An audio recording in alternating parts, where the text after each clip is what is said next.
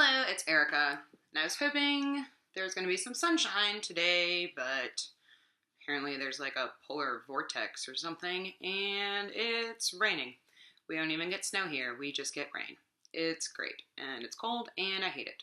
So, lighting's not great today, but what are you going to do? I'm here today to do my 24 and 48 readathon wrap-up. The 24 and 48 readathon is a readathon where throughout a weekend you are supposed to read for 24 out of 48 hours. I did not do that. I read for 8 hours, which in my defense, I had to work on Saturday. Then on Sunday, my mom called me and I hadn't seen her in a while, and her and my sister wanted to come visit me and do some shopping, so didn't get as much done as I wanted to. 8 hours though is still really good, and I'm pretty proud of what I accomplished. So really quick, I'm going to talk about what I read this weekend for that readathon. First I'm going to talk about the books I did not finish, and that is To the Lighthouse by Virginia Woolf. I made a little bit more progress in this. I'm about halfway through now. I'm still really enjoying it, and I should finish that this week. And then this is something I picked up expecting to like a lot and ended up hating. I'm going to give it away. I just really had some issues with it. And that is Tank Girl 1. This I've heard talked about a lot as being like a really fun comic. And I get where it could be fun, but I wasn't that into it to begin with. And then so the main character is Tank Girl, and she drives a tank and is kind of a badass.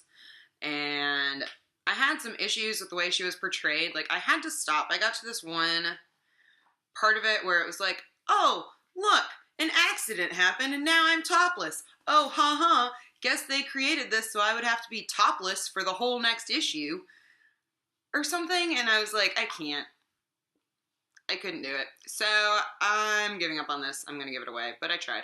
And then I finished 3 books, which I'm really excited about. 2 of them I read entirely from start to finish, and one was something that I had been working on that I ended up finishing. I'm going to do full reviews, I think, on 2 out of these 3, and the other one I don't have that much to say about. On Saturday, I read Quesadillas by Juan Pablo Villalobos. I've been talking about this a lot ever since I hauled it.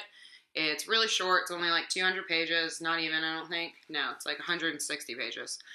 And it was really good, and I'm going to do a full review on this, so I will talk about that.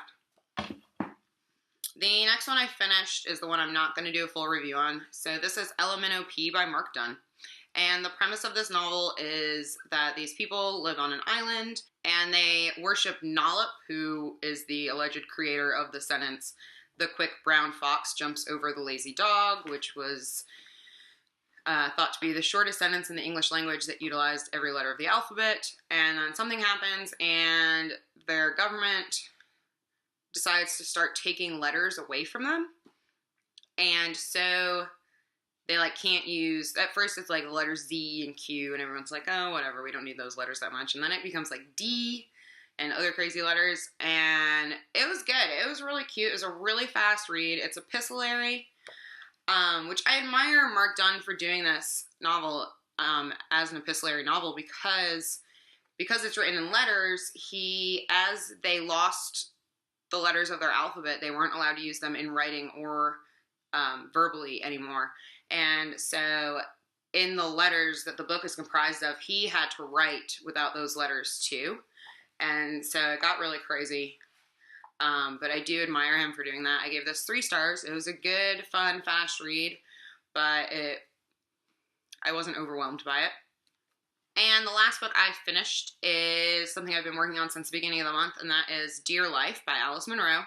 This is a collection of short stories by Alice Munro. There are 14 stories in this collection, and the last 4 are actually autobiographical, so that's Alice Munro writing about her life, which apparently she doesn't do that frequently.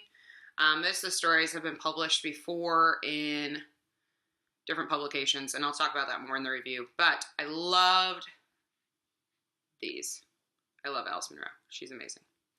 So that's good. I finished all 3 of these books, and I read a little bit more. So my TBR stack is looking very happy. I am now down to only 41 unread books.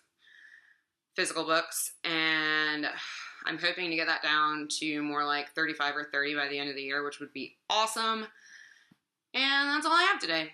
Not very exciting, but that's what I did for 24 and 48. And if you participate in the readathon, let me know how it went for you. I know I saw on Twitter a lot of people read a lot more than I did, but I did what I could and I had fun, and I will definitely be participating the next time that comes around. Thanks so much, guys. Have a good one.